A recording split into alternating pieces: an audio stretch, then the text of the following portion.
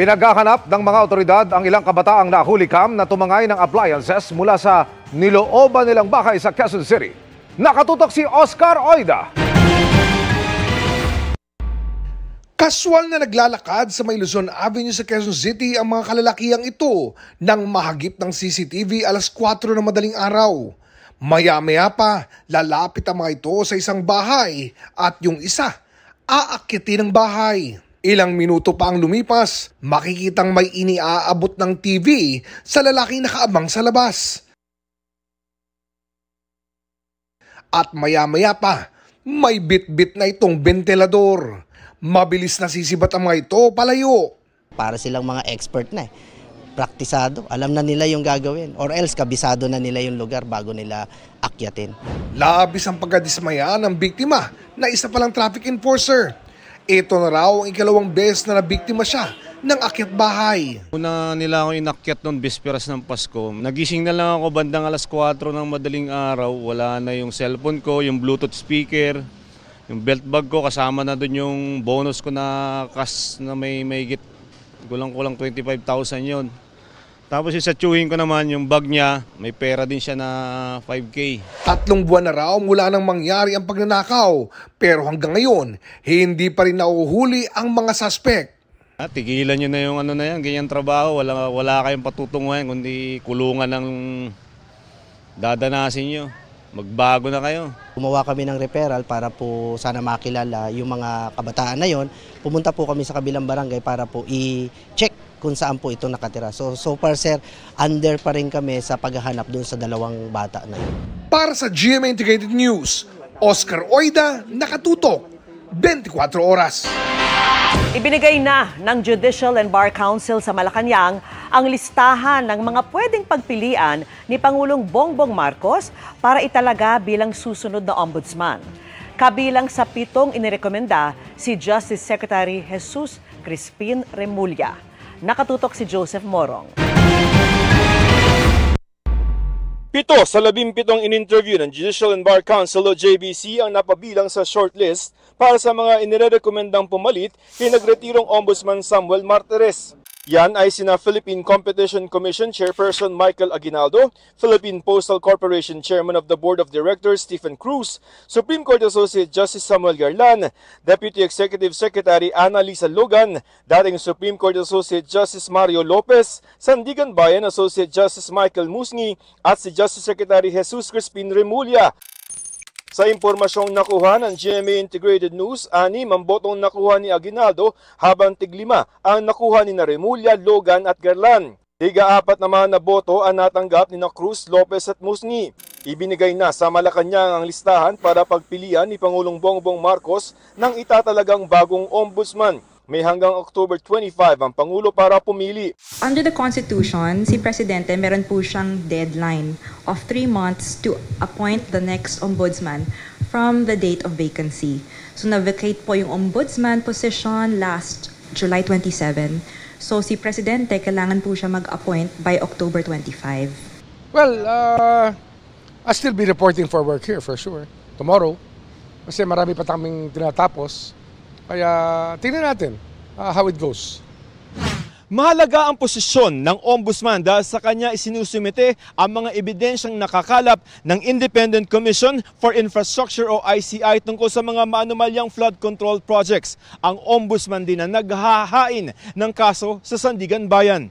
Kaya panawagan ng Transparency Group na Right to Know Right Now Coalition dapat ay independent at may sariling kusa ang magiging bagong ombudsman.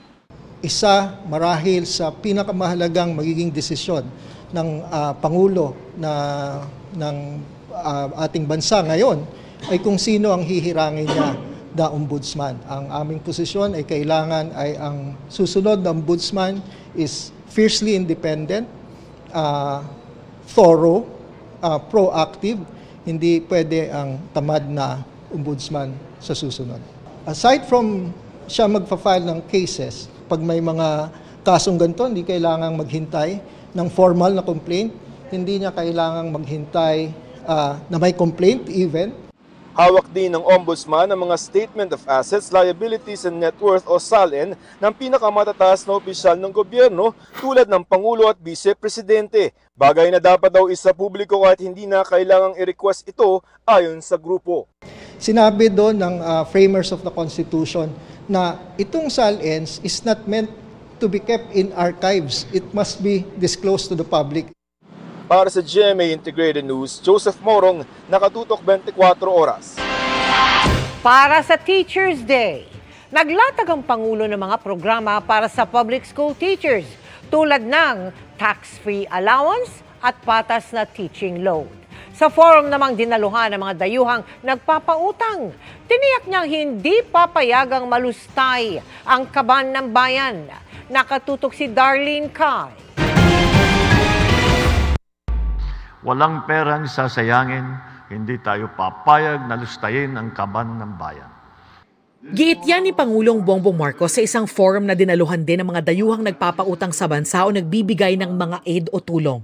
Katunayan, ang mga Official Development Assistance sa ODA o yung mga grant at pautang ng ibang bansa ay tinitiyak anyang mapupunta sa mga priority projects tulad ng edukasyon.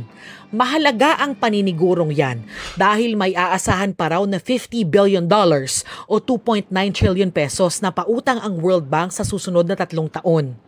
We seek your support in improving interagency coordination, addressing capacity gaps that can slow down execution, and providing resource allocations for ODA-assisted projects. We are taking action to streamline the process, cut bureaucratic delays, accelerate public service. We have revised the Investment Coordination Committee guidelines, the first comprehensive update in a decade.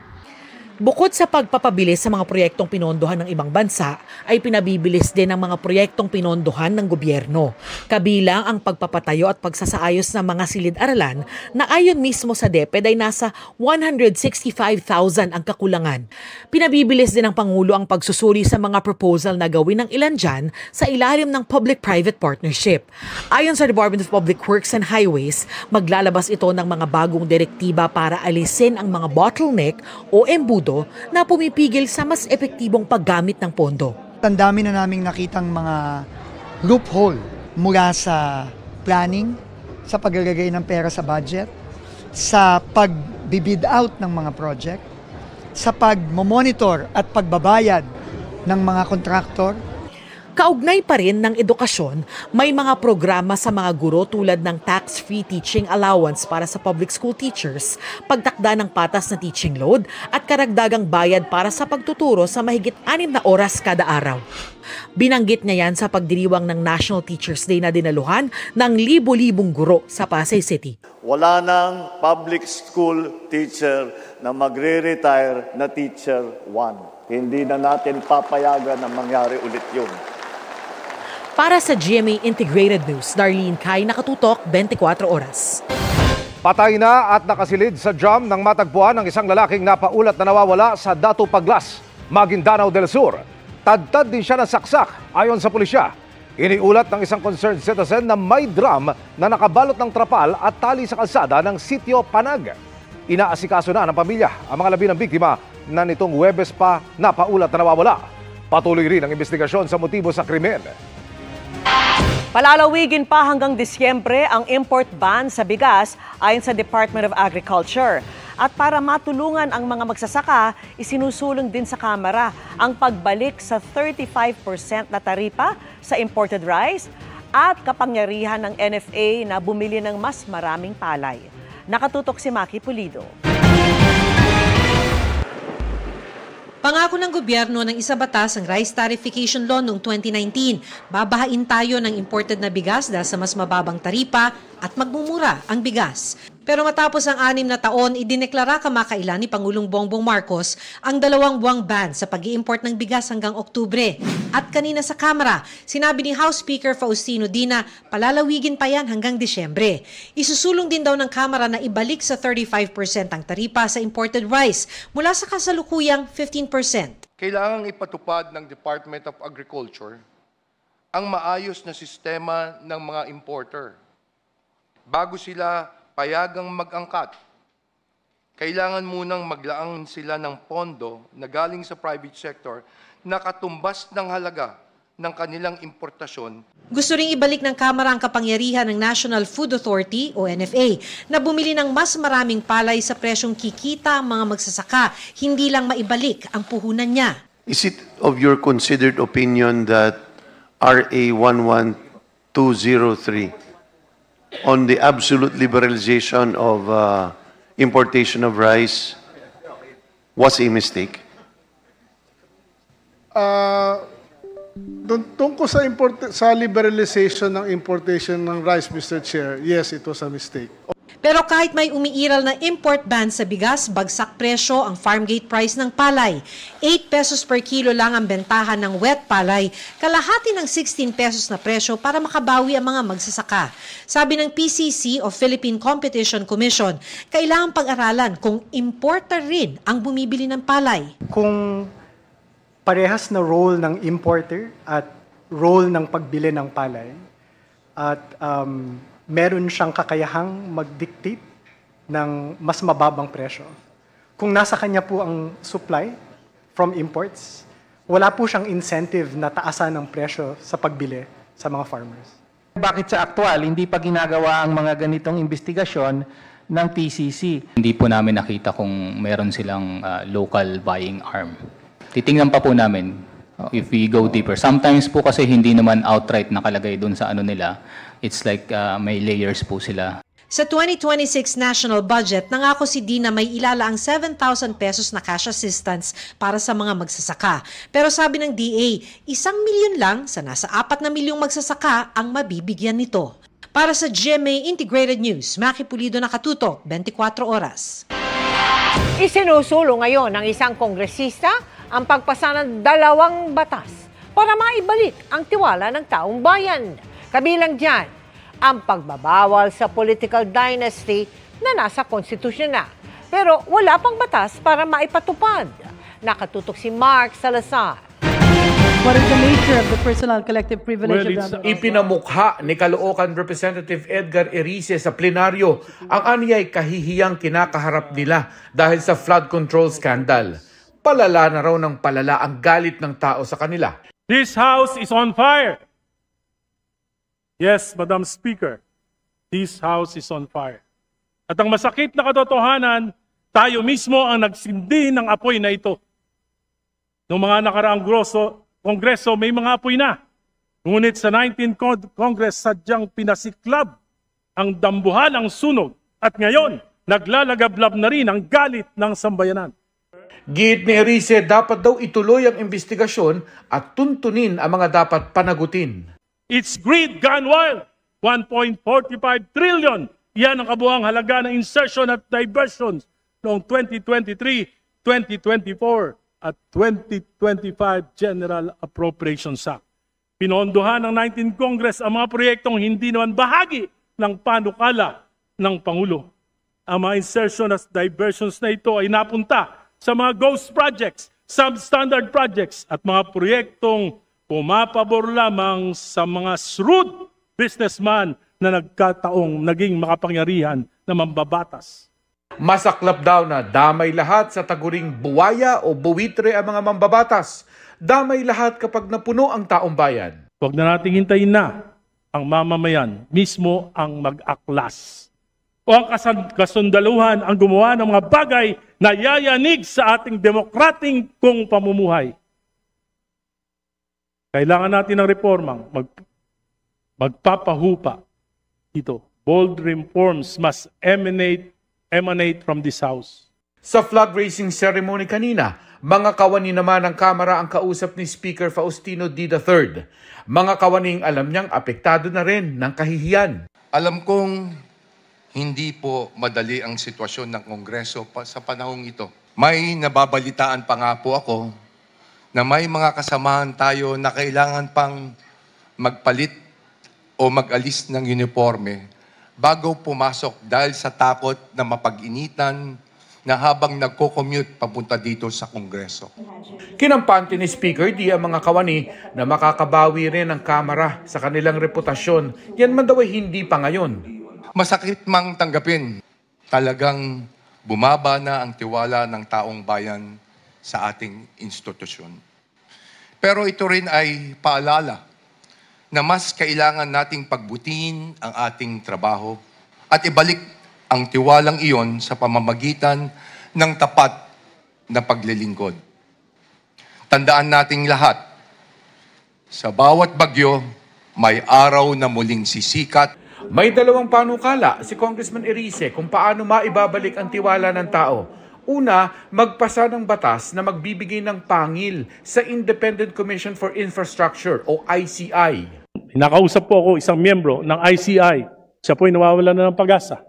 Kung siya po ay magre-resign dahil sa kakulangan ng kanilang ng poder, lalo pong mawawala na ng tiwala ang ating mamamayan. At ipasa ang pinakamahirap na panukalang batas na magbabawal ng political dynasty. Dahil 70% ng kapulungang ito ay mga dynasties. Para sa GMA Integrated News, Mark Salazar, nakatutok 24 oras.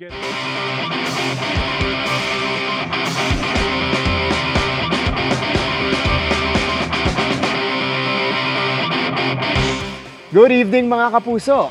Nakapaghapunan na ba kayo? Mahalagang usapin ang pagkain kaya innovation naman sa food production o agri-sector ang tampok sa bago nating series dito sa Game Changer.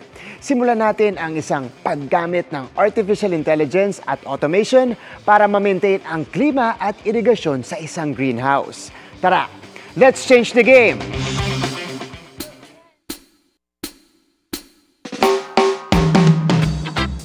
Hindi basta-basta ang pagtatanim. Tinitignan ang nutrients sa lupa. Sapat ba ang tubig? Ang panahon at klima, sumasang-ayon ba? Na para bang the stars align para sagana ang ani? What if pwede nating matrack at makontrol lahat ng yan using AI technology? Meet 30-year-old Alvin Valdez. Isang computer engineer na layong tulungan ang mga magsasaka with recent technology. Yung daddy ko is nag-retire. So he pursue farming. Na-experience yung hirap po ng manual labor. Doon po namin naisip na i-automate natin yung mga processes po na ito. Maraming benefits ang pagtatanim sa greenhouse dahil protektado ang mga tanim sa panahon. Kaya posible ang year-round na pagtatanim. Pero ni-level up yan with smart sensors at automations. Para bawas sa mano-mano. And hello to smart farming. Gamit ang Farmesto. Ayan mga kapuso, meron tayong 3 automation controller dito sa greenhouse na to. Una, yung climate controller na siyang nagre-regulate ng humidity, temperature, pati na rin ng ventilation dito sa loob ng greenhouse. Una muna yung shade net na automatic magko-cover pag tumataas yung sikat ng araw. Pangalawa yung misting. Ayan o, nag-activate yan pag bumababa naman yung humidity. At yung mga fan, nag-on pag umaangat yung temperature o umiinit dito sa loob ng greenhouse. Yung dosing controller naman yung in charge sa pagbalanse ng nutrients at pH level ng tubig na kailangan ng specific crop. May mga parameters tayo dyan, like yung pH and EC.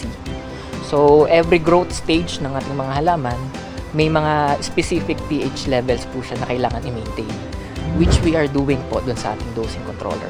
And lastly, ang irrigation controller ang namamanage ng mga water pump at valves na naghahatid ng nutrient solution dito sa ating mga tanim. Dahil dito, optimal o yung kailangan lang na resources ang magagamit. Easily accessible din ang data at controls nito na ma-access sa Farmesto app and website. Ang innovation, suportado ng DOST TAPI at kabilang sa mga ibinida sa nakaraang DOST Philippinex Innovation Expo. Pinaka-goal lang po talaga namin is to encourage din yung mga future farmers natin to venture into agriculture. Tumatanda na yung mga farmers natin. Using our technology, na mas mapapadali yung kanilang way of farming. Isa na namang game-changing innovation sa agricultural sector para sa mas efficient at consistent na ani. Para sa GMA Integrated News, ako si Martin Javier. Changing the game! Sa isang iglap, binago ng malakas na lindol ang buhay ng libu-libong taga Cebu. Tuloy-tuloy pa ang paghahatid ng tulong ng GMA Kapuso Foundation sa mga apektadong pamilya na hindi natitibag ang pag-asang muling makabangon.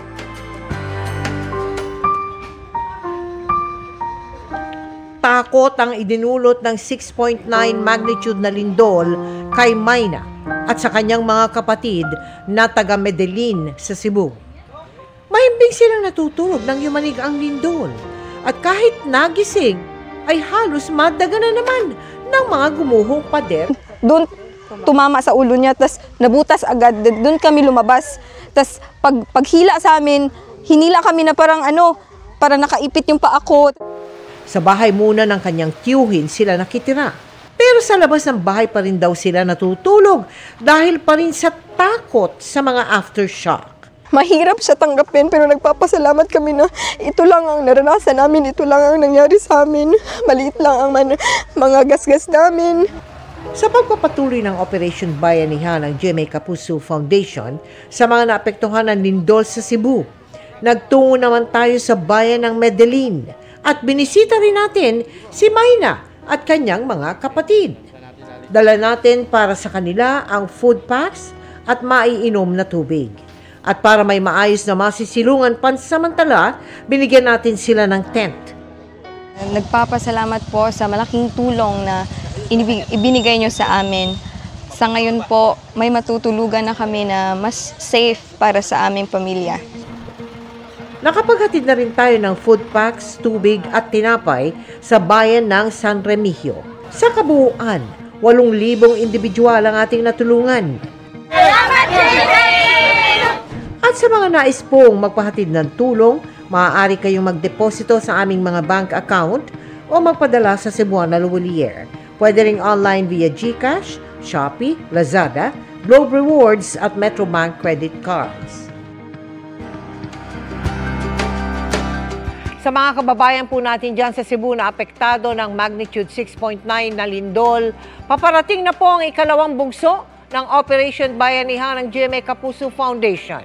Bukas, ipamamahagi ang tulong para sa 3,000 pamilya sa bayan ng Tabuelan, Borbon, Tuburan at Sogod.